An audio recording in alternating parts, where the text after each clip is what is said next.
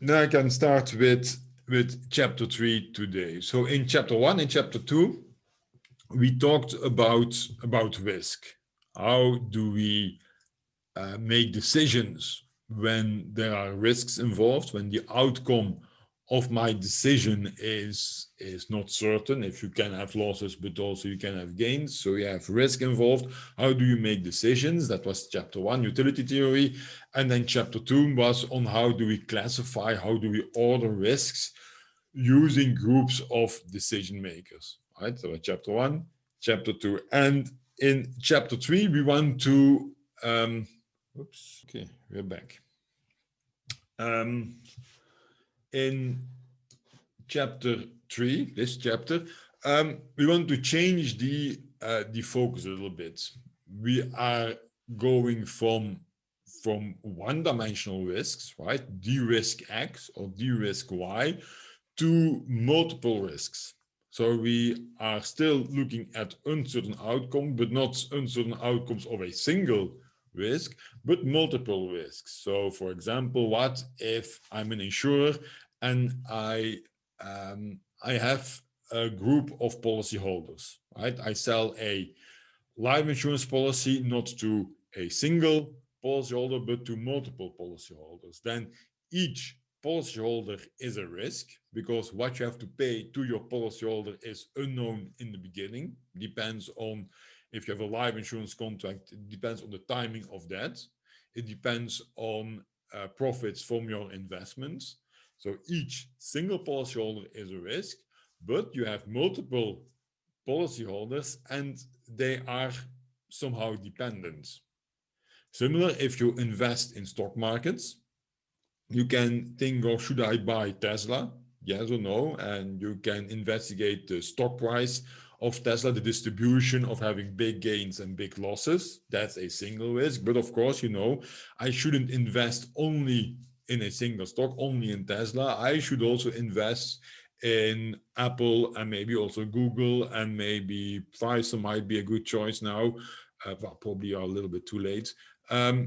You invest in multiple stocks. And then the question is, what is the distribution? What is the risk for each single stock? That's part one of your problem. Part two of the problem is, how do they interact with each other? If one stock goes up, is it very likely that the other stocks will follow? And if one stock goes down, is it very likely that the rest will follow? Right? So we have to talk about dependence, and that's what we start in this chapter. All right. Before we can really talk about dependence, before we can talk about dependence, we have to talk about inverse distribution functions. So this second bullet point is what we will mainly talk about today, and it's more a technical part, but it's important because it will come back in several later chapters. So I will spend some time to explain what is an inverse distribution function and why do we have to be careful with how we define it. And then the remaining part is on dependence between risks. All right. Let me skip the first part and directly go to the inverse CDFs. I will come back to the first slides probably after the break. All right, but first I want to talk about inverse distribution functions. And probably you know what an inverse distribution function is, right? We talked about distribution functions, and either you did already a course in statistics or probability, or you did a course on analysis, and you know that if there is a function, I can define an inverse function. But let me first illustrate what is the problem with inverse distribution functions, right? Why are they not always very clear to define? That's step one. Step two is, why are these problems with inverse distribution functions, why are they important in actuarial context? Right? So you have problems with the inverse distribution functions, and these problems also arise in actuarial context, right? So it's not that it's very exotic issues that we are discussing now. It's very real in especially actuarial side, but also finance. And then we see how to overcome these. All right, so we start very easy. We have a random variable x, as always, and a distribution function fx, right? So if you remember, the distribution function fx in some value x, it's this probability that the random variable x ends below the small value x, right? That's the distribution function. So for the distribution function,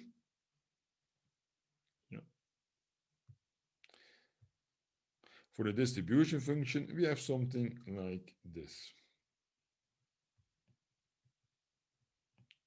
A distribution function is a probability, so it's contained between 0 and 1. It's 0.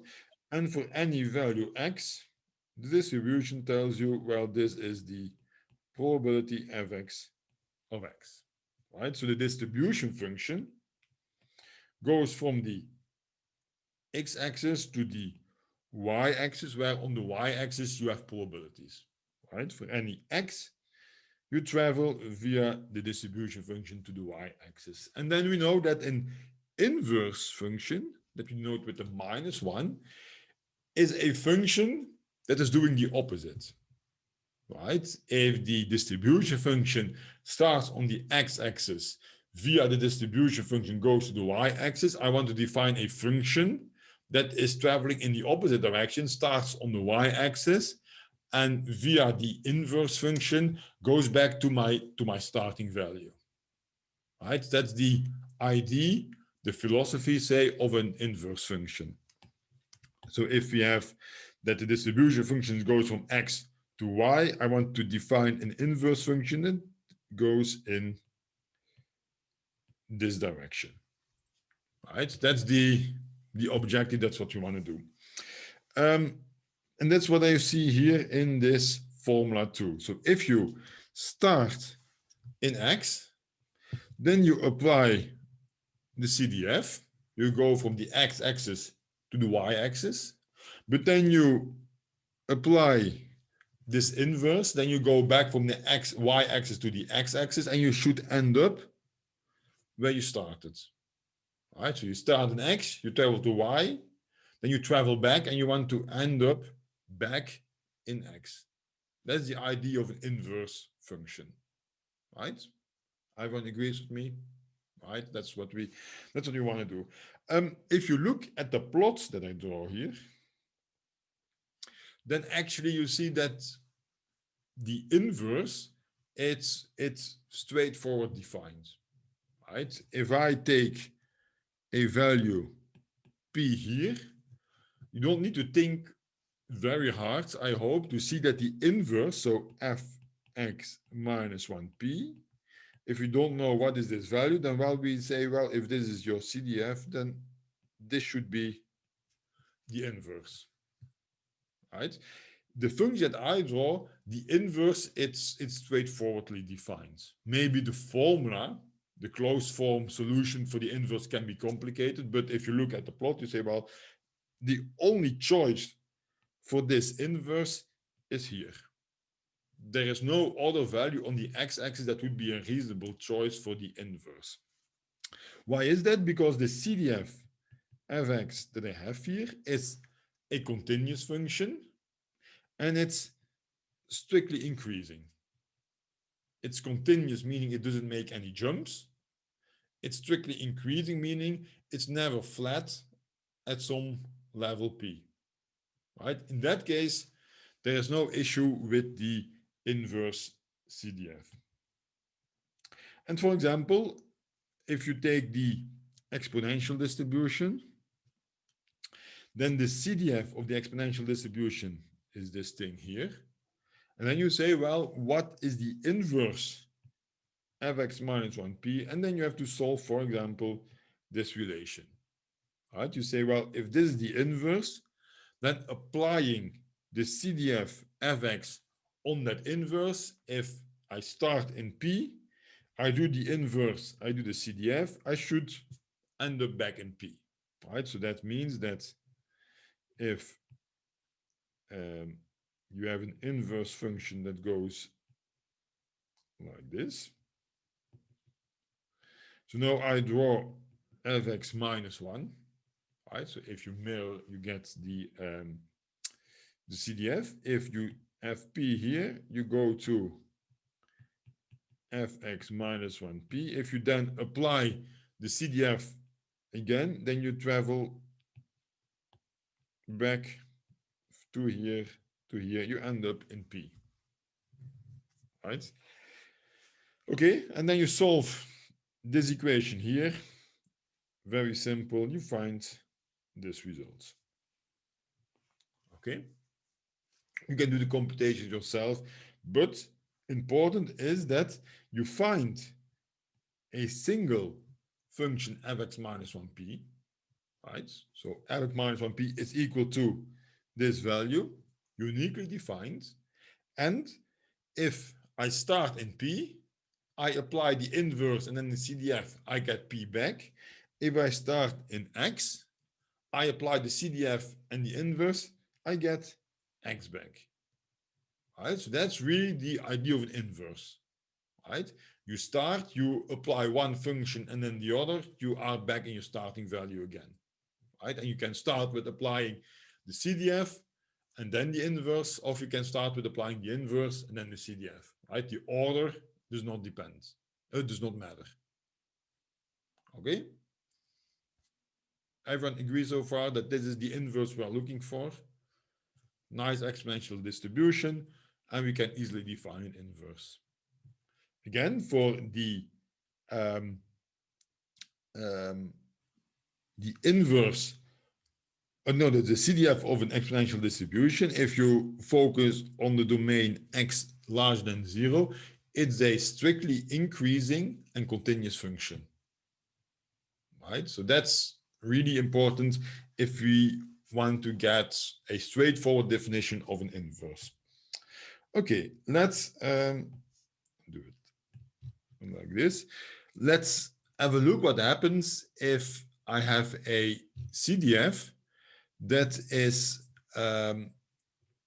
not continuous and strictly increasing, right? For example, my CDF could be like this. I have a CDF, it's continuous, strictly increasing until this point, and then you make a right continuous jump in x, say, here is x, you have a jump in x, then it's flat for a small moment, and then it increases again. All right? So you have two important parts here. You have a jump in x, and you have a horizontal segment here between x and, say, we call this b. Okay, so it's a function fx that is not continuous because you have a jump in x, and it's not strictly increasing because between x and b you have a flat part, right? Okay, assume that your p is here, right? Then what should be the inverse? Well, call it p1. Then the inverse fx minus 1 in p1. Well, the only reasonable choice you can make is an inverse fx minus 1 p1. It's equal to your x. This should be your inverse, right? But if I start in p1, I apply my inverse. So I start in p1. I apply my inverse, fx minus 1. And now I apply my CDF, fx. Then I get something different from p1. Because I take p1, I travel to this value. Now I apply my CDF, but if I apply my CDF, I end up in this value here. All right, so now we can define the inverse in this way, but we lose a property that you can start in any p-value, go to the x-axis and travel back to your original p-value. Right? By traveling back, you jump over the level p1 because you have the jump here, and it gives you something different than P1. Actually, you get something that is strictly larger than P1, right? That's one thing. Let's now take P2 equal to this level here. So P2 is equal to that horizontal part, right? Okay, if I then look at fx minus 1 P2, well, I have P2 here. If I go back to my CDF, well, any value between x and b can serve as an inverse, right? So it's not clear, should I take as inverse, should I take x, should I take b, or in value in between, right? So let's assume you take, for example, this value. This is fx minus 1 P2, right? So assume that this, I call this y. That is my inverse, okay? So now assume that you start in x, right? And you apply your CDF fx of x, right? So you go from your x value all the way to P2, right? Then you apply the inverse fx minus 1 of this thing, but we just defined this inverse as y, and y is different from x. So what we have is that we start in an x value on that horizontal line, we travel to the y-axis with the CDF, but if we then travel back with our inverse, we do not end up in the same value x. We end up somewhere different, right? And that's a problem. That is not really the CDF, right? The CDF means I start on the x-axis, I go to y, and I can travel back. But with this choice of the CDF, you can start on x, travel to y, but you can never return. You can say, well, let's then define the function, the inverse, as x. Then my problem here is solved. But then you take, for example, y, and then you have that fx of y, you apply the inverse, that this will be different from y. All right, so then you fix your issue for x, but you create a new issue for y. All right, so that's the problem there, right? And therefore, we need to, what we call, generalize the idea of an inverse, right? We need, what we want is, we want to define a function such that this remains to hold.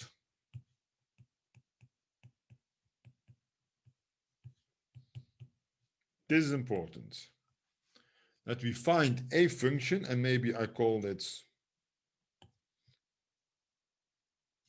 the function g.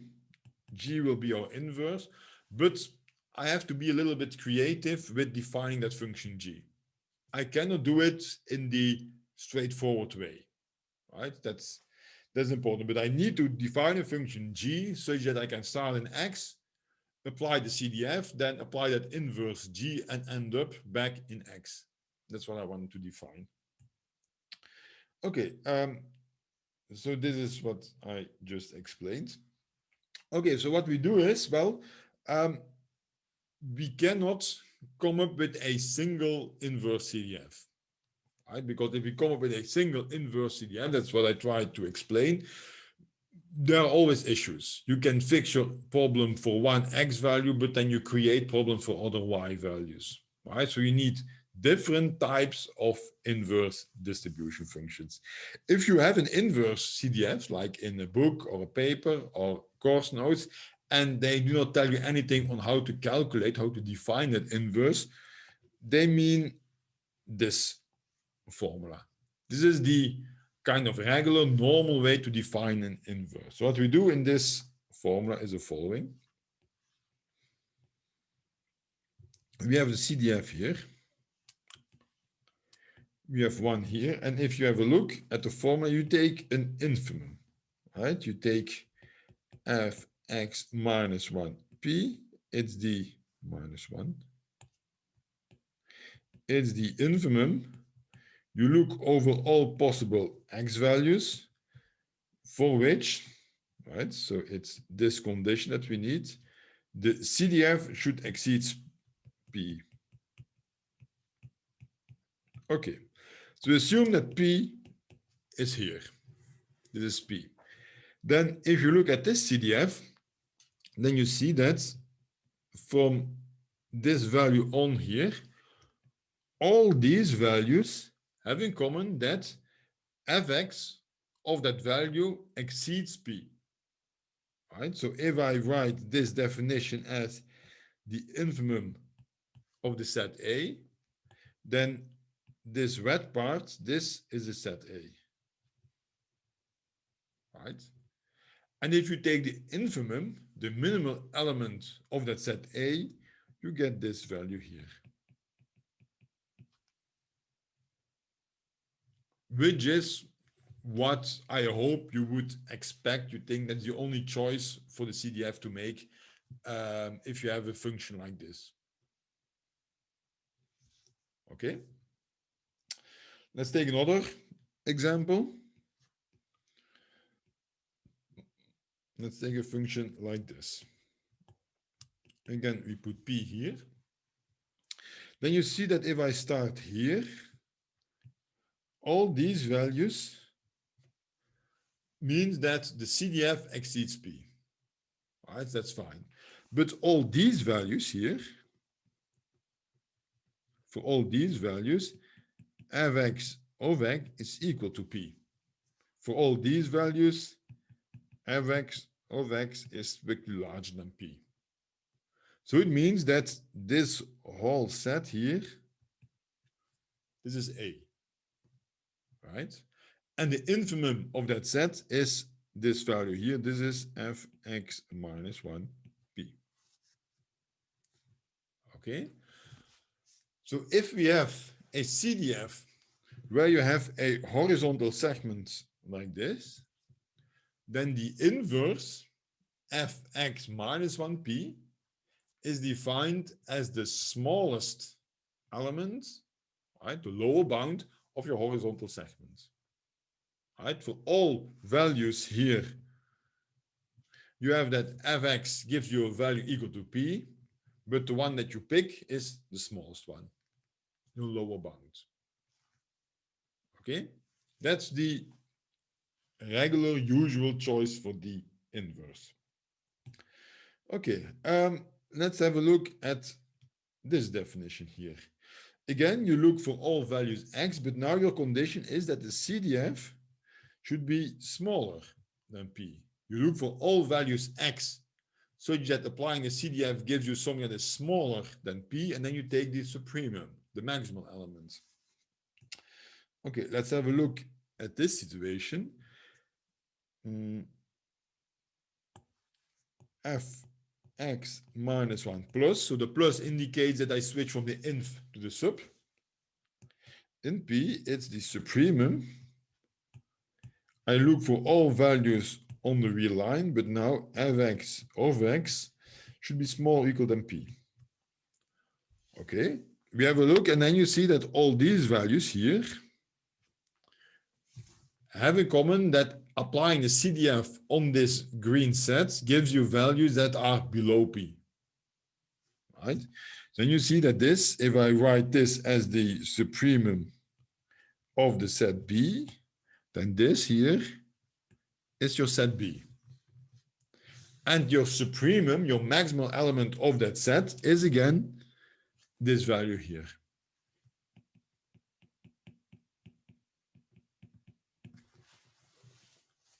So if I have a CDF that is strictly increasing, then taking the infimum of the set A or taking the supremum of the set B gives you the same value. So the CDFs fx minus 1, fx minus 1 plus, they are the same as long as your CDF is strictly increasing, which is, I hope, what you expect.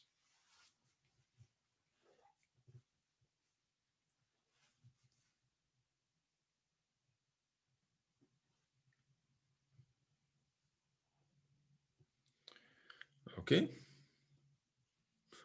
Everyone agrees so far? Yes. Very good. Let's look at our other example. In this example, I'm looking for all values. What happens?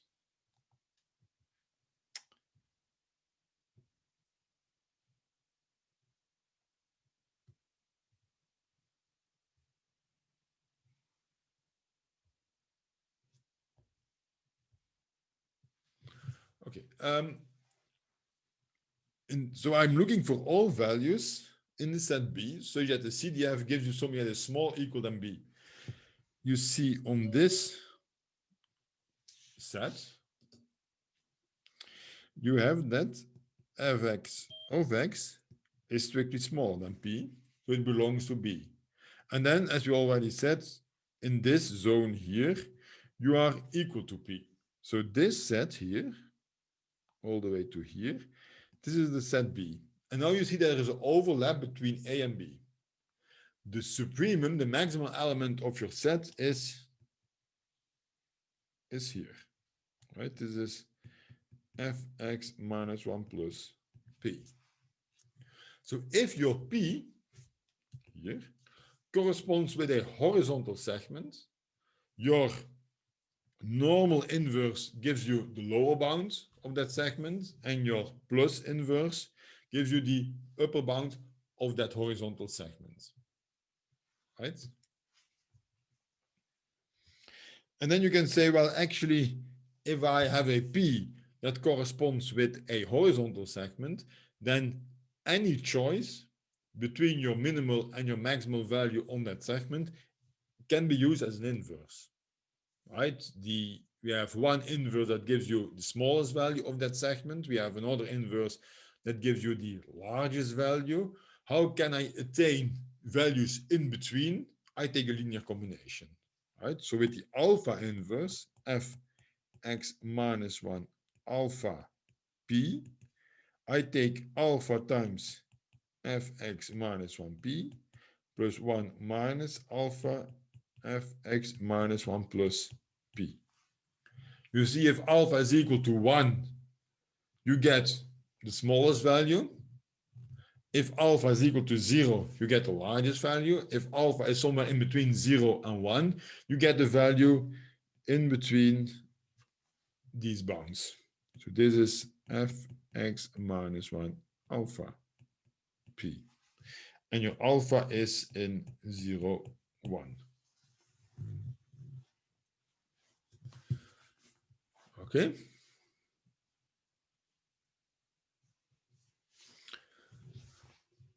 Everyone is still following? Yes.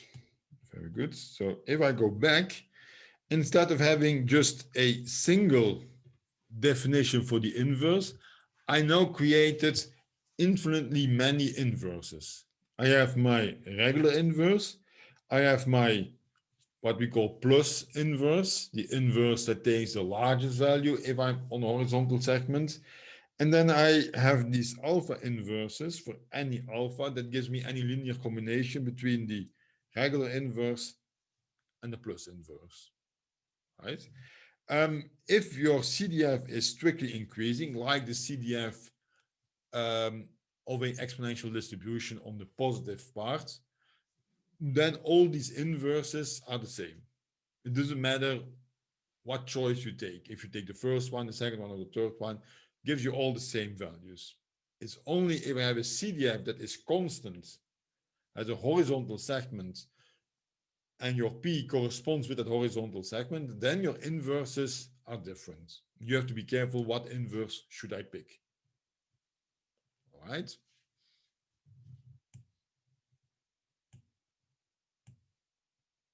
Okay, and here you have the plot again. Again, it's only is a problem when you are on this horizontal segment.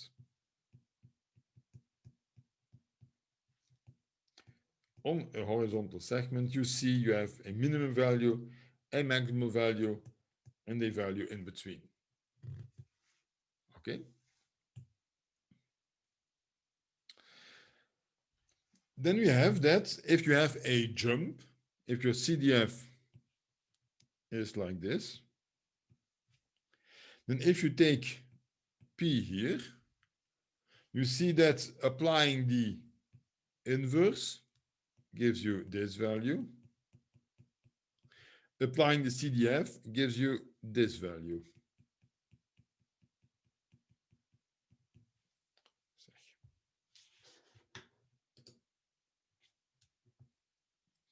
Okay, let me try to fix this.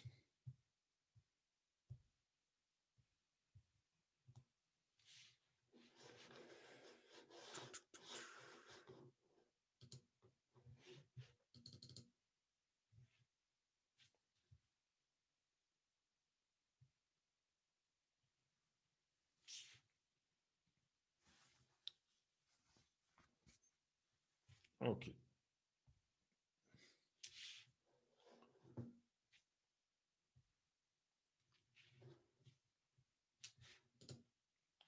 Okay, and then you find that if you have a jump,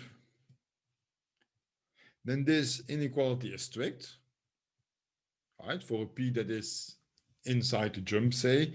If your CDF is continuous, you have an equality here, right? Okay. Then an important relation is this one. And let me give a proof for that one. So we want to prove that this holds. And again, if you have CDFs that are strictly increasing and continuous, you have equalities here. It's very easy to see that this holds. It's because you have the jumps, the horizontal parts, that is not that straightforward to prove this result. Right? So that's the important issue here. Okay, so let's first prove this side. So we assume that fx, so your inverse in P, is more or equal than x. Let's start here. First of all, fx, your CDF, is non-decreasing. We know that. And that means that fx of fx minus 1p is smaller than fx of x. Right? If you have a non-decreasing function, you have this inequality. You can apply the CDF on both sides. The inequality remains. You get this thing. And we just showed that this here is larger or equal than P. And that's your result. Right? Then you find that this is larger or equal than P.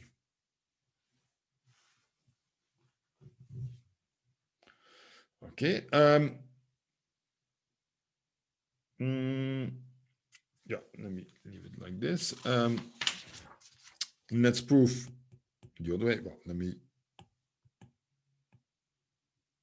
write it down a bit nicer. And we know that fx of fx minus 1p, this is larger than p. You combine these two, you find that p is smaller than fx of x, right? Then the other inequality implication, assume that p is smaller than fx of x. Okay, again, we use that the inverse fx minus 1 is non-decreasing.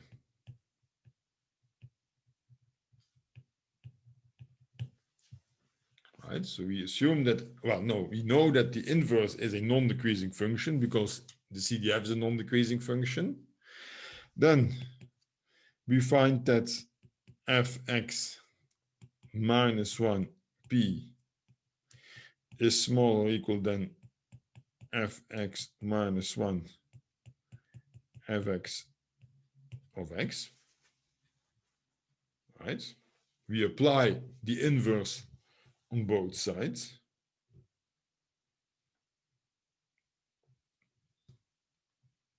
Okay. And then note that so fx minus 1 in fx of x. Let's have a look at this thing here, right? So the inverse, I go back to my definition. This is the definition of the inverse. I take this definition, but I change the p to fx of x, right? That's what I do. So here I take an infimum over a set. I cannot take x values here because I already used the x. So I take all values y of r such that I go back to my definition. Applying the CDF in that value should be bigger or equal than my p-value. But my p-value now is fx of x, right? So fx of y should be bigger or equal than fx of x, right? Everyone sees what we're doing here. We use the definition of the inverse, but we don't use p, we use fx of x. But then you see, if I write this as the infimum of a, then you know that x is an element of a, right? Because if I use y equal to x, my inequality here holds, is an equality, but still holds, so x belongs to a, right? You take here the infimum, so then you automatically find that this is smaller or equal than x. X is in the set A, but then you're looking for the infimum, so your infimum will be x or something smaller, can never be bigger than x. Right? So again, the argument here is that x is in A, you take the infimum of A, so you get something that is smaller. Okay, so then you find that this is small equal than x, and that proves the result. How can you see that, say, visually? If you have something like this, if you take p here, then the inverse is here, fx minus 1 p. And then you see that for any value x here, right, if you take x here, you end up in the same p-value, but if you travel back, you get something that is smaller than your x value. And that's what we showed here. All right, so this is p is equal to fx of x. And if you travel back, you always get something that is equal to x or smaller, because your inverse fx minus 1p takes your smallest value of that horizontal segment.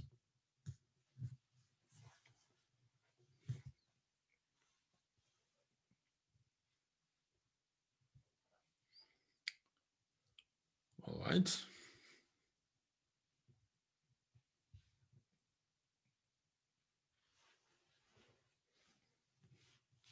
Okay. So we prove this result. Again, important result. We use that result. We use that result a lot. Let's, well, maybe I continue here. So we have first, we have our important result that fx minus 1p small equal than x implies that p more than fx of x. You can try to see if the same result holds if I change the inverse fx minus 1 to fx minus 1 plus, for example. Right? That's a good exercise for you to try. If I put here a plus, then does the result still holds? Right? Okay. It holds for the usual choice, but does it also hold for the plus inverse? Okay. Second important thing that we need is a uniform distribution.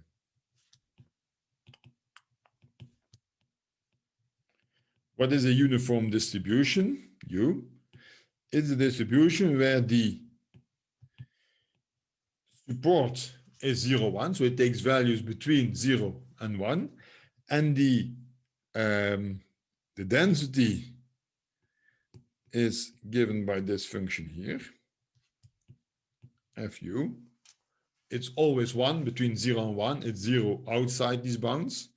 The CDF, well, I can put it on the same plot.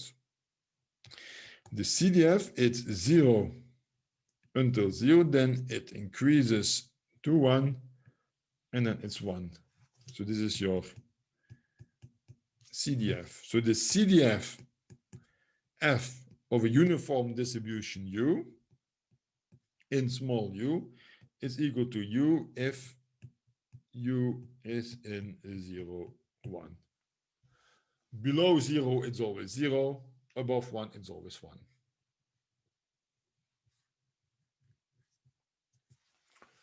Okay, you all know what a uniform distribution is, I hope. All right, okay, that's very good. We continue. We have a uniform distribution, and then we have third result.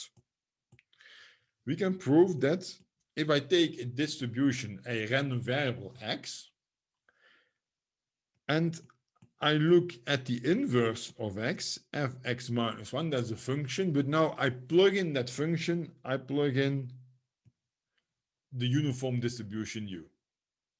Then fx minus 1u is also a random variable, and we can prove that they have the same distribution. How can we prove this? Well, we start with the distribution fx minus 1u. So we're looking for the distribution function f of the random variable fx minus 1u in u, say. Right? So we are looking for this distribution function, and we want that this distribution function is equal to the distribution function of x. Right? So then this distribution function definition is the probability that the random variable fx minus 1u is small or equal than u. Now I use this result that basically tells you that you can flip the inverse to the other side and things remain equivalent. So I can write this as I put the fx minus 1 to the other side. I get u minus fx of x, right? This probability here is in 0, 1, right? Then we use this result to say, well, then this is equal to fx of u.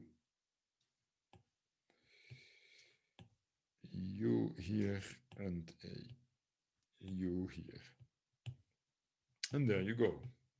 They are equal in distribution. Okay. Who encountered formula 3 already before? Who say, well, I know that formula? Anyone?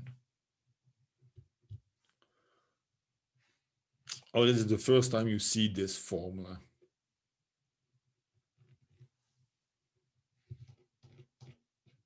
Okay. Put something in the chat. Yes, I know the formula. No, I never saw that before. Or maybe I should know, but I don't remember anymore. Could also be a possibility.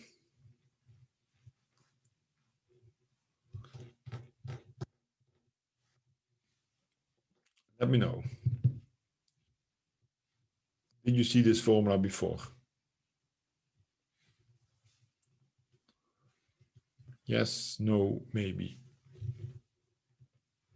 Yes, someone saw it before. And the rest?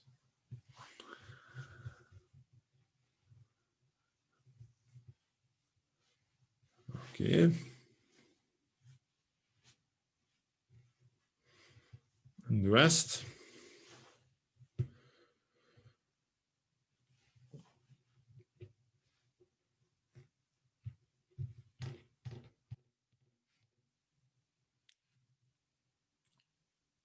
Okay, so most of you know the formula. That's good. Can someone tell me why this is an important formula?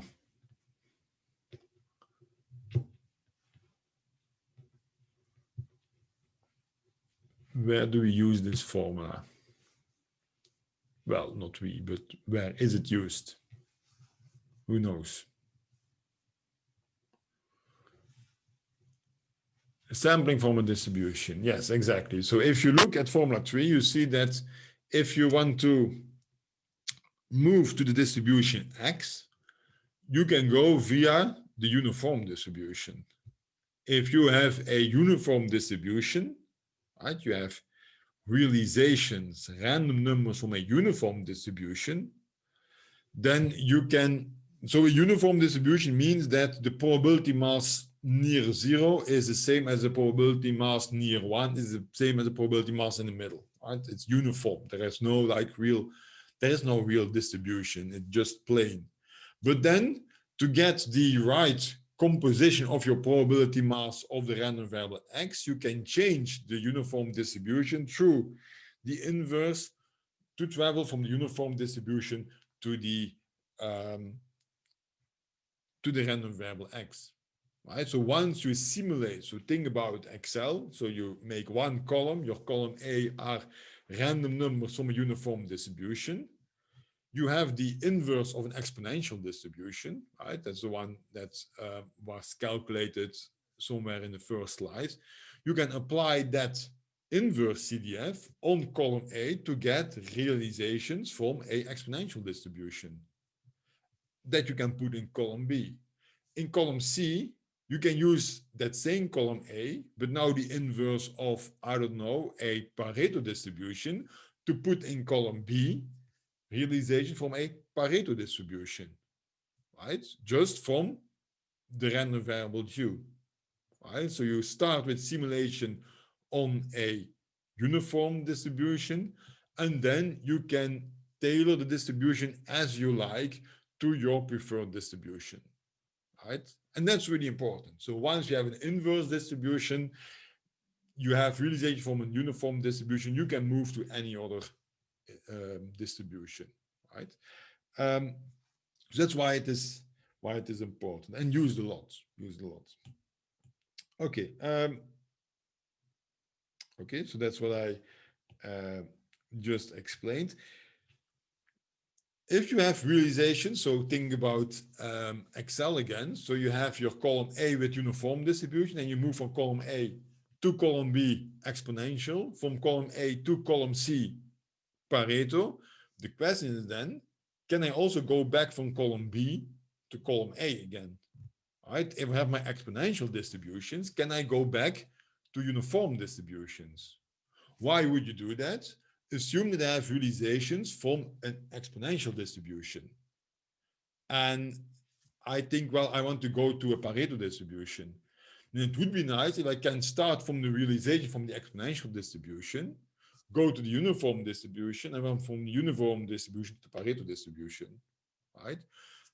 Problem is that that transition from a distribution X to a uniform distribution X is not that straightforward, right? And it's a good example for you, a good exercise for you to try to prove this, that if I take the CDF, I apply X, then I get a uniform distribution, but, so the proof is quite easy, but important is that can you find why you need continuity of your CDF? If your CDF is not continuous, it doesn't work. Okay? So for continuous distributions, like the exponential, like the Pareto, it works. But if you also use a uniform distribution to get a Poisson distribution, you can go from a uniform distribution to a Poisson distribution, but it's not possible to go back because your Poisson is not a continuous distribution. Okay? Yeah, so try to prove this yourself. It's an important result because we will need that in our later section on coppolas. We will need this result. Okay, let's maybe take a small break here and we continue 10 past 10.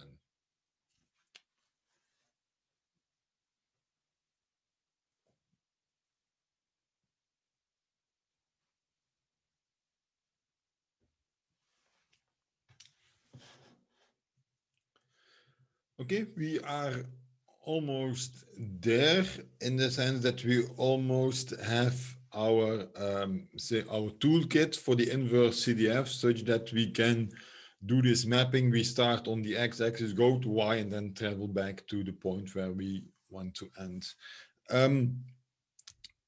Let's have a look at this inverse. So I take the plus inverse, but now in P, the probability equal to 0.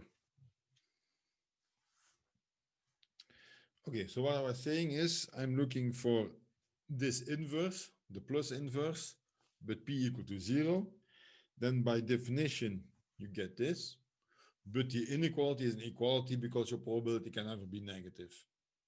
And because your CDF is a probability that x is smaller or equal than some value, I can look at this probability that you exceed the value x, and that should be equal to 1, right? Okay, so it means that now I take the supremum, say the supremum of the set B. But what is in B? In B, you have elements x, such that with probability 1, your random variable will be larger, strictly larger than that x. So B are all lower bounds for the realizations of your x. Right? Lower bounds, meaning that whatever x will be, you know that it will be larger than that element from B. Any element of B gives you a lower bound for your x value. Right? The problem is that for any x, well, let me write it down, for any x in B, we have that, well, I can write it maybe in this way. We have that x is strictly larger than x, right? Meaning that with probability 1, this will happen. The problem is that if I then look at this thing here, I cannot conclude that x here, so I cannot conclude that x is larger than fx minus 1 plus 0. Then I cannot conclude. Why is that? Because you take a supremum, and your supremum can fall just outside your set B. So you have this condition that holds for every element in B, but your supremum does not necessarily belong to B. Right? So we have instead, we have that the probability that x is larger or equal than fx minus 1 plus 0, this probability is 1. You have to add the equality. Yeah, I hope that you see the difference. Here you have a strict inequality. We have to change it to an inequality or equal than if we use the supremum. An example, assume that your CDF is 0, 0, 0, 0, 0. Then in this point here, it jumps to this value and then goes like that. Then this here, maybe I can, the red part here, that's the set B. But the green dot does not belong to the red part, right? Because you have a jump in the green dot, meaning that you have a probability to have exactly that value, right? And then you see that here you have fx minus 1 plus 0, and there is a strictly positive probability of ending up in this value. But the set B does not contain that green dot. But the supremum of the set B is exactly that green dot. And that's why you have to switch from a strict inequality to larger or equal than. Right? So you have this equality here if you make a jump in that inverse. If your CDF is continuous there, you can use a strict inequality, right? Okay, but anyway, that's a technical detail that you have to keep in mind a bit. What we have is that this inverse can be interpreted as the smallest possible value of x, meaning that with probability 1, you get this value or something larger. You can repeat the analysis to show that this is your largest possible value. With probability 1, you get that maximum or something smaller. Yeah, you can do the calculation. It's a good exercise to try yourself. It's the same as what we did for the smallest element, right? So we know with probability 1, your outcomes of x are in this interval, right? You also know that if you do not include the minimal and the maximal elements, because there a bit strange things happen because of the jumps and everything, so we do not include these values, then you know that your CDF, if x is in this interval, your CDF is never 0, it's never 1. Right? So in several lemmas and theorems that we will encounter later, we will start with assume that x belongs to this set. Why is that? Because if x belongs to that set, I know that my CDF is always strictly larger than 0, is always strictly smaller than 1. So it means that we can divide by fx of x, and we can divide by 1 minus fx of x. It doesn't cause any problems, right? That's why we need sometimes that condition. Okay. Okay. So again, this is an important technical condition that we will that you will see in several results later on. Okay. Then we have 2 important results. And this is the first result. Assume, and let me just explain the first result here of the theorem. Assume that I take a function h that is non-decreasing, and in this case, I assume it's also left continuous. Then, if I look at the random variable x, and I look at the random variable h of x, so I apply the function h on the random variable x, then the CDF, the inverse CDF of x, the inverse CDF of h of x are related in this way. So you can take the inverse of h of x, meaning I have the random variable x, I apply the function h, and then I take the inverse. Or you can first take the inverse of x and then apply the function h. It gives you the same results. Right? First important results. Result 1 is the result that is the most used. For example, if you take this exponential function is a continuous function. It's non-decreasing, it's continuous, so it's also less continuous. And then you see that you have this result here. The inverse of e to the power x, it's e to the power inverse of x. Why is this important? Because one of the most used distributions in both actuarial science and finance is the log normal distribution. What's a log normal distribution? It's the exponential of a normal distribution. So it means that if you want to determine inverse CDFs of a log normal distribution, you can do it using inverse CDFs of a normal distribution.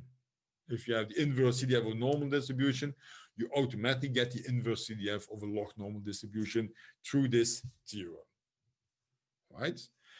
If your CDF, it's non-decreasing but right continuous, the result holds for the plus inverse. Okay. I'm not going to give the proof here.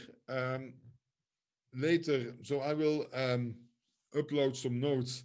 There you find a full proof of this result, which is quite, it's not extremely difficult, but it's a bit technical. in the sense that you have to take into account the non-decreasingness and the right or left continuity of the function h. That makes life a bit complicated, but you can, for example, assume for the moment that your function h is non-decreasing and continuous, right? So you have no problems. You can even assume that h is strictly increasing and continuous, so you have no problems with defining the function h and its inverse, and then you can prove the results in that case. Then it should be doable to derive the proof. I do not expect you to be able to do the full proof. Maybe only understand the full proof from the notes, but not do the full proof. That's maybe a little bit too difficult. Okay, I just put here two results. The function h is non-decreasing left continuous, non-decreasing right continuous, but you can also consider the case where the function h is non-increasing left continuous, non-increasing and right continuous. You get similar results for these cases, but we mainly need the case of a non-decreasing function. That's why I put it here. Okay, so that proof, try it yourself. For the case where h is non-decreasing, it's strictly increasing and continuous. Okay, and then we can kind of solve the issue that we had in the beginning, right? Remember that we said, well, if I have a distribution that goes like that, I take x here, I travel to fx of x, and now I want to travel back, but then I end up in here, which is different from x. And I want to come back in x. I want to start in x, go to the y-axis, and then travel back to where I started, my starting point. Okay, then what does the result tell you? Again, you see here x should belong in that set, right? Again, to ensure that all probabilities are strictly positive and strictly smaller than 1. Then I can define an alpha x in this way, right? You have looks a bit complicated, but it's actually not too difficult. But if I choose this particular choice for alpha, then I can start in x, I apply my CDF, and I travel back with this alpha inverse. And then I end up back in x. Right? So at least now we have a way to start in x, go to the y-axis, and travel back and end up again in x. What did we change? So to say, it's that if you take an x, you want to travel to the y-axis and go back. If you take a y, then it could be that you need different inverse CDFs. Right? You have an alpha x and alpha y. So how you travel back from the y-axis to the x-axis is different for different choices of your starting value. Right? There is not one single function so that you can say, well, I start on x, I go to y and then back in x. That doesn't work. Right? That's too difficult. But at least there exists one function at least that gives you that relation. Right? So, and in that sense, we solve our initial problem. Right? At least we know that we can start in x, go to y and come back, and there is a function that gives us that relation. Okay? Proof is fairly simple, I think. What we need to prove is that fx minus 1 alpha x of fx of x, this should be equal to x. Then we say, well, the alpha inverse is alpha times fx minus 1 fx of x plus 1 minus alpha x fx minus 1 plus fx of x. All right, so this linear combination should be equal to x. Then you gather all your terms with alpha x. You get fx minus 1 fx of x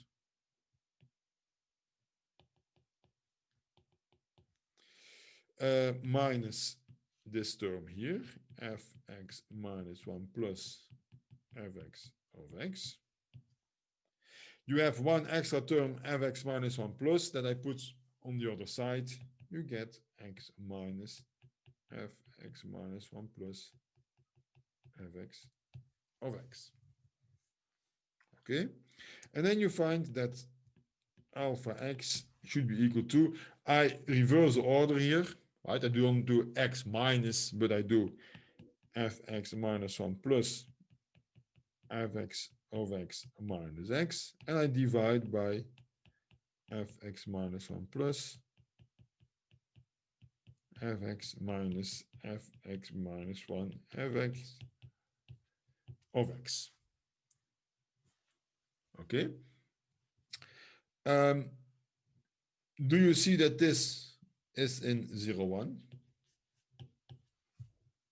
Does everyone see that?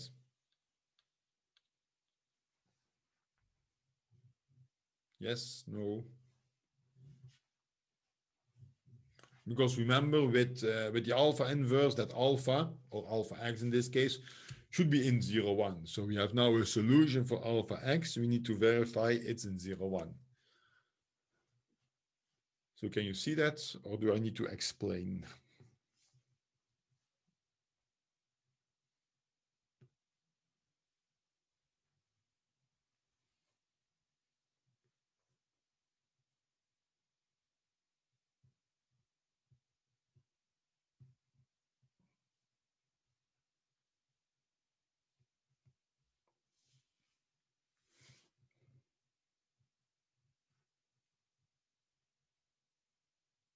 Okay, everyone sees that it is in 0, 1, right? What's also important, so if you look at the formula for alpha x, you see that this here shouldn't be equal to 0, right? If that is 0, then you have a problem. So what we need is that, that fx minus 1 plus fx of x is different from fx minus 1 fx of x. Right? Otherwise, it doesn't work. But if that is different, it means that we have a CDF that goes like this. With here fx of x, and here is x. Right? We know that the x value that we have corresponds with the horizontal segment, because only on a horizontal segment, the plus inverse and the usual choice for the inverse are different. Right? So if we are in that case, then we use this choice for alpha x. In case these two are the same, then the function fx, the CDF, is strictly increasing in your x. So assume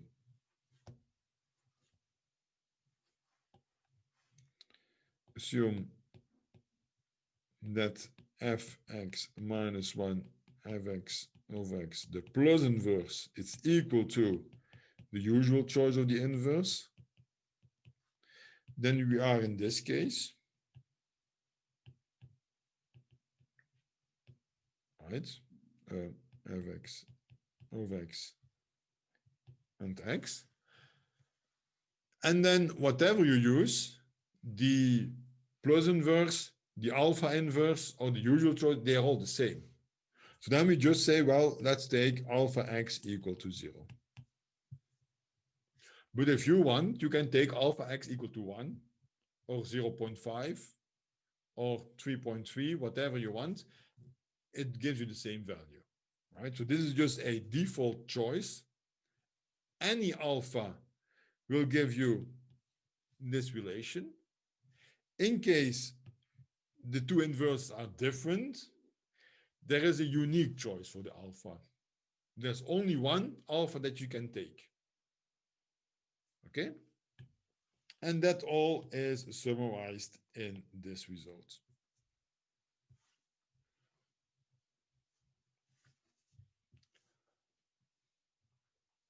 And again, that kind of solves our problem.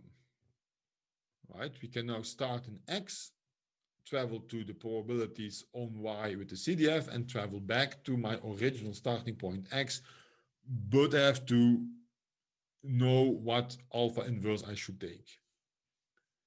If you switch your value X, you have to switch your inverse. Okay? Everyone agrees? To end this first part, why is it important? Because if you have a continuous distribution, normal distribution, there is no problem with the inverse. We don't need to go through all these different types of inverses. But if you are in, especially in insurance, you have discrete distributions. You have, for example, a distribution for the number of accidents, right? And the number of accidents of a policyholder is you have no accident, you have 1 accident, 2 accidents, 3 accidents in a policy year. And your CDF, right, looks like something like this. You have a probability of getting 0 accidents, you have a probability of getting 1 accident, 2 accidents, and so on.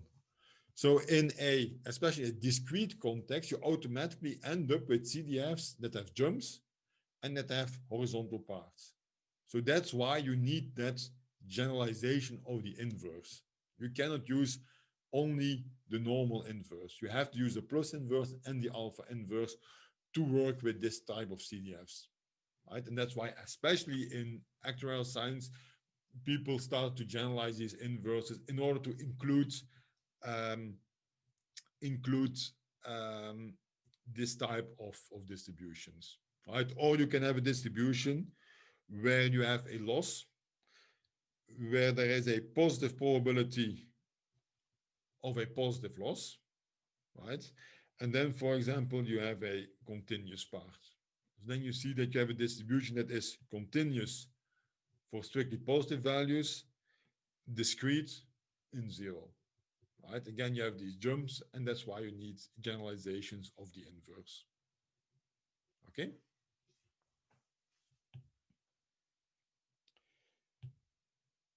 Okay, let me go back to the beginning.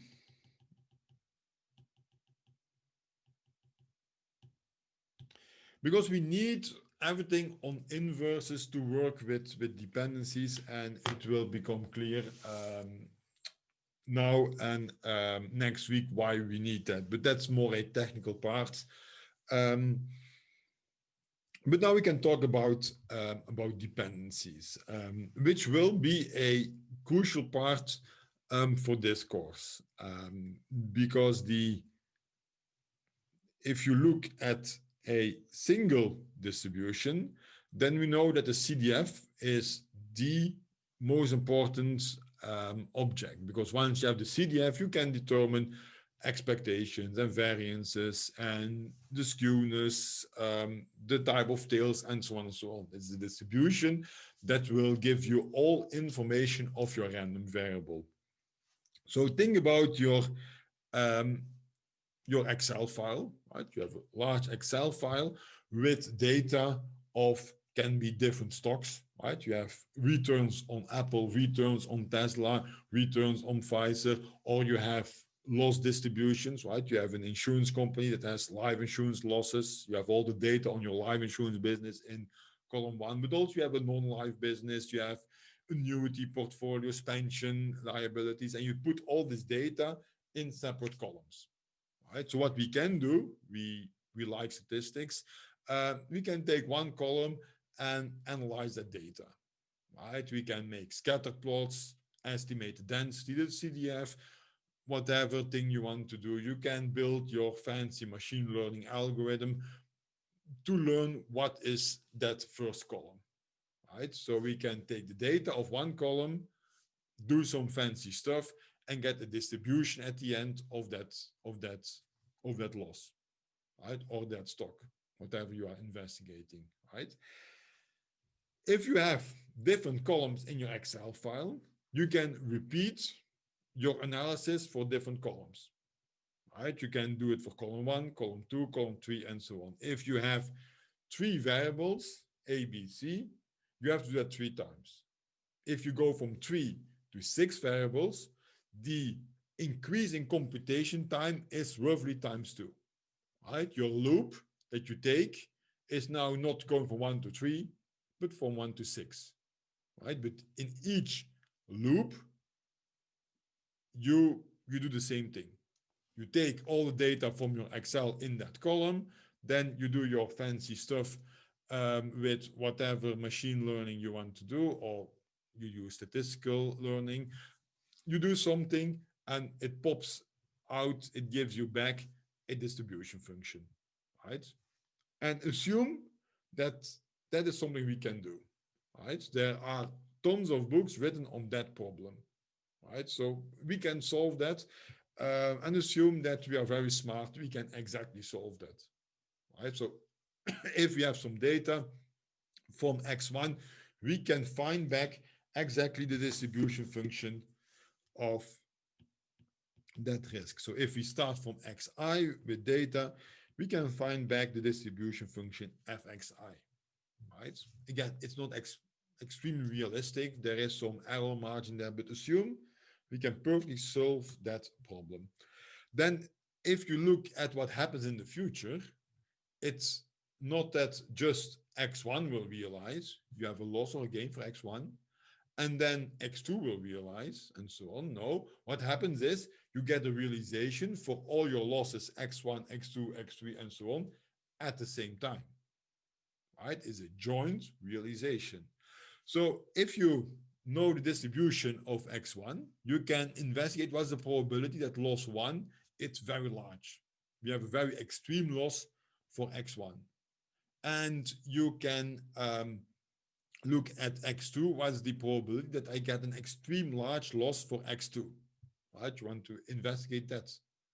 But what really matters is what's the probability that you get a large loss for X1 and a large loss for X2, right? Because you have bad. For bad means X1 is very large. We have another bad, X2 is large. But really bad is if they are both large at the same time, right? The problem is that if you want to investigate the random vector, right? So not just X1, not just X2, but X1, X2, X3, all the way to Xn simultaneously, we need the Xi's, and that's what we call the marginal distributions.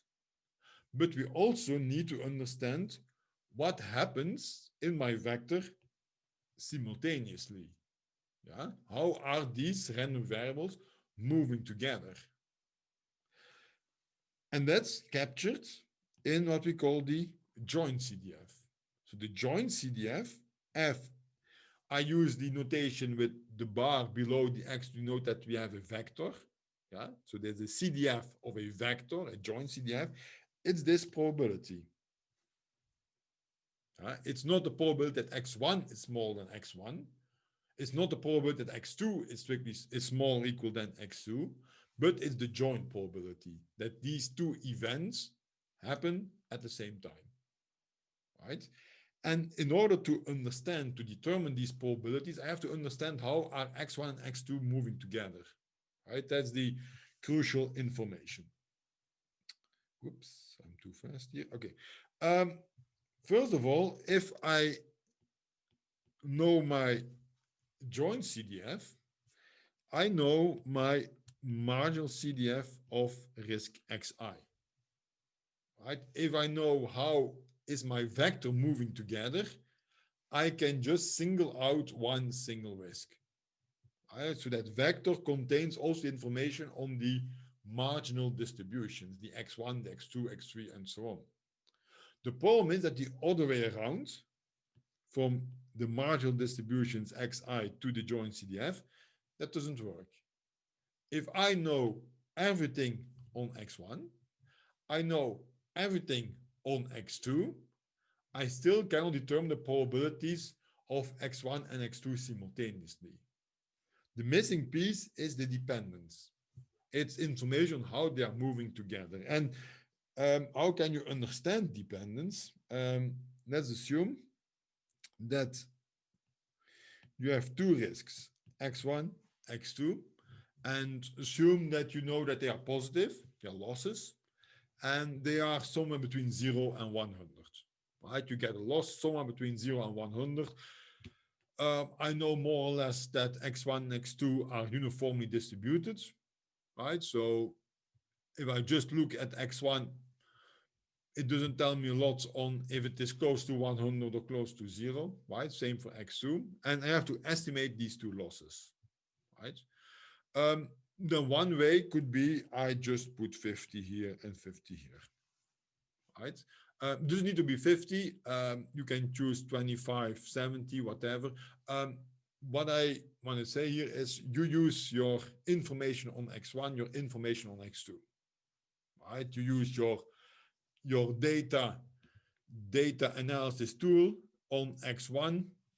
You do all kinds of exotic stuff, and your algorithm tells you, I think x1 will be 50. And then you do the same thing for x2, and then your algorithm says, I think x2 will also be 50, right? So you're there. Assume now that if you look at risk x1, it turns out not to be 50, it turns out to be 90. Right? You look at the realization of x1 and you see it's 90, it's not 50. I'm actually quite far off. Right? I thought it would be somewhere in the middle between 0 and 100, but now it turns out to be quite close to 100. Meaning x1, it's quite large, right? Close to 100. x1 has a large realization. Then the question is, should I update my belief for x2? Yeah? This extra information on x1, does it learn me something on x2? If no, if you say, well, even if x1 is 90, I'm still sticking to the choice 50 for x2. If that's the case, it means that there is a kind of lack of dependence. There is no dependence at all. They are just totally unrelated. They are independent. But if you say, well, if x1 is large, I would like to increase my second bet, then x1 and x2 are positive related. They are positive dependent. The opposite is when you say, well, if x1 is large, then maybe I should lower my expectation for x2. Then I think x2 will be smaller than 50. In that case, they are negatively related. Right? So independence means you do not update your belief on x2 at all. Positive dependence means I will move with x1. Negative dependence means I will counter move with x1. Right? Okay, and that's the type of behavior we want to study in this chapter. Okay. And I have here some examples. So assume that you have two random variables, x and y. And if you look at the scatter plots, for example, this are my realizations for x1. Well, let's call it x and call it y. So I have, think of your Excel. You have data in column A for x. You have data in column B for y. If you only take the data of the first column, you make a histogram, you get this histogram. Right? You get something that looks like a normal distribution. Right? Centered around 0 with variance 1. You do the same thing for y, you get more or less the same histogram, also a normal distribution, right? And then you can look at the realizations for x and y simultaneously. You get the support here, yeah, where you see a positive dependence, right? If x increases, so if I move to the right for my x values, I move up for my y values, right? So if I have no information on y at all, I think that my x value will be centered here around 0, right? But if I now receive additional information that y is large, that y is around 3, say, I will update my belief and I will say, well, in that case, I should look more in this area and probably my y-x values will be closer to 2 than 0, right? I will move up with y, right? And well, this is positive dependence. Here you see the same example, but then with negative dependence, right? Okay. Assume now, well, let me go move like this. This is, I think, if you did another course on dependence, this is what we all know, right? If you have dependence, then your outcomes of your random variables are lying in a kind of a cloud, right? A kind of a cloud where the stronger the dependence, the more squeezed this cloud is, right? If you have no dependence at all, it just scatters on the plane itself, right? So that's, well, I think I do here a wild guess. If you think about positive dependence between two random variables, you think of the first plot. That's what's in your head, right? Negative dependence is the second plot. Then you can say, well, let's try to measure dependence, right? Let's try to capture how strong is dependence. And we can use correlation, for example. And you see here a correlation of 70%, right? If you look at two variables, right? How likely it is to vote on Trump and how you think about COVID-19, right? You have this data in two columns. If you want to have an idea of how are they related, probably, again, wild guess from my side, you calculate the correlation. Yeah? R, Excel, MATLAB, Python, they will do that for you in less than 1 second. And you will see a high correlation, and then you can write a news article on how one thing involves the other thing, right? That's how you can investigate a bit how this relation works. The problem is that if you look at this case, for example, you see that the correlation that I calculate here is the same, right? So if you do what I just told you, right, you have two columns. You want to see, well, is column 1 and column 2, are they related? Is there a strong positive relation between how people think about COVID-19 and whether or not they vote for Trump, right? You calculate the correlation, you see 70%. Same as before, right? So you wrote already an article on, I don't know what relation, and you wrote an article on how A affected B with a correlation of 70%. Now you have new data, you again find that correlation of 70%. You say, well, I can write more or less the same, right? Same story here. You have two variables that are connected with a strong positive relation, 70% correlation. But if you look at the outcomes here, it looks different than what we had here, right? Somehow that correlation of 70% does not completely capture that in this plot, there is what we call a symmetric dependence, how things move together up. It's very similar as how things move together down. If I look in this plot, well, this upper tail looks different than the lower tail. The upper tail looks more dependent.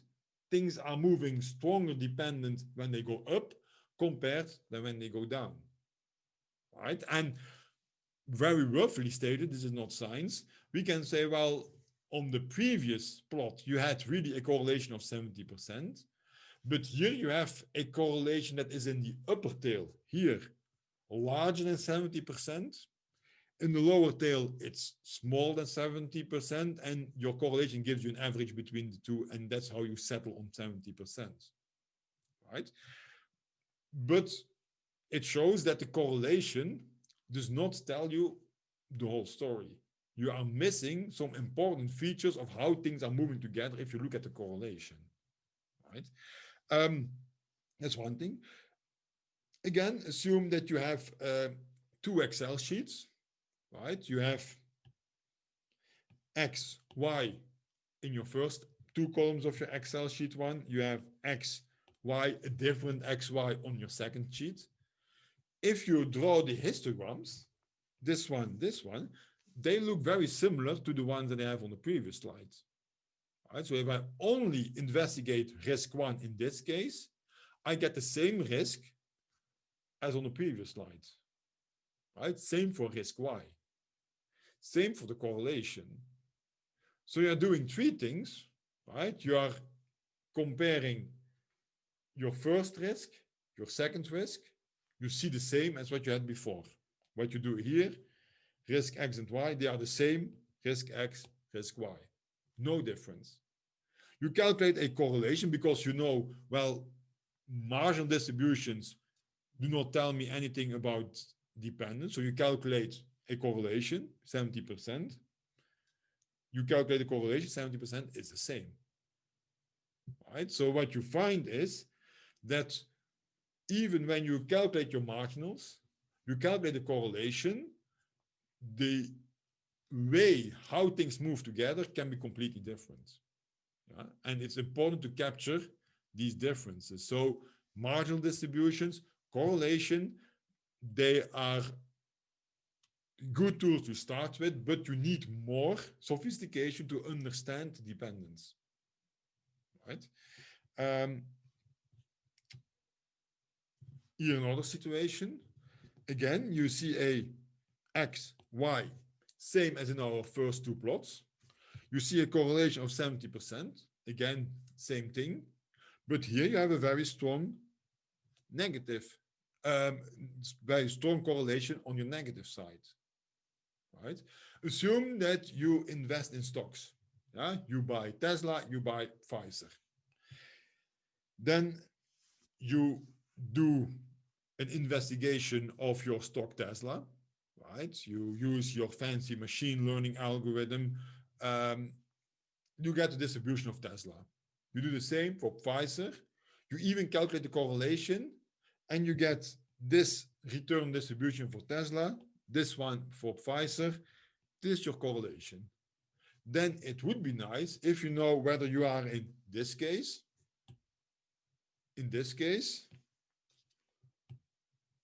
or in this case. Because if you think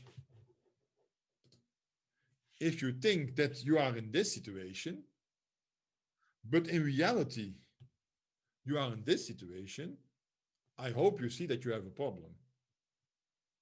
Right? Because what are you? You are risk averse. You know something on risk management. You know, well, I'm very afraid of losing a lot of money. Right? I put my money in these stocks, but that's money I need to go on holiday after COVID-19 is solved, right? You don't want that by next year you want to book your holiday and you have no money left. Pfizer and Tesla completely collapse, right? If you see that one stock is going down, in this situation, in this plot, well, there is some positive dependence, but in this extreme case, well, you are, for example, here for your first stock, there is some spread for your second stock. It can happen that your second stock will only have very small losses, right? So they will be going down together. Well, positive dependence, nothing to do about that.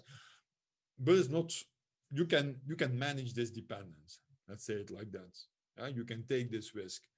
But if you do all your calculations in this framework, but in reality, what's happening is this one, then you will see that stock one is going down, and suddenly stock two is going down much faster and much more severe than you anticipate. You calculate all kinds of risk numbers because you know something on risk management, right? So you can set up your risk management framework, all your numbers, indicators, but then you see that reality does not match with what you calculated. That happens quite a lot, actually.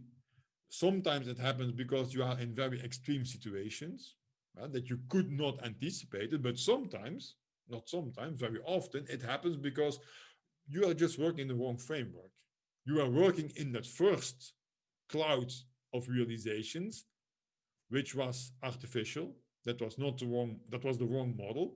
What happens is this case, right? So what you need is you need to have more than marginals and correlation. You need what we call copulas to understand that this can happen, and you have a very strong negative tail dependence, right?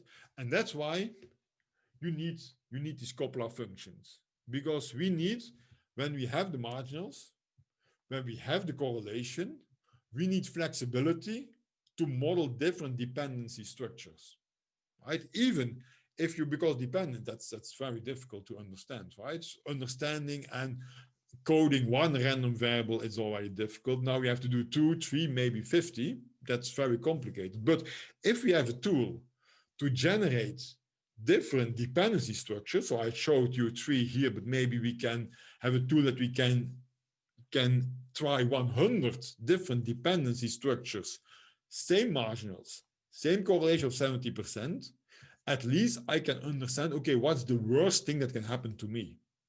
I don't know if I'm in this situation, this one, or this one. I don't know. Well, it's probably too difficult to really use the data to do that.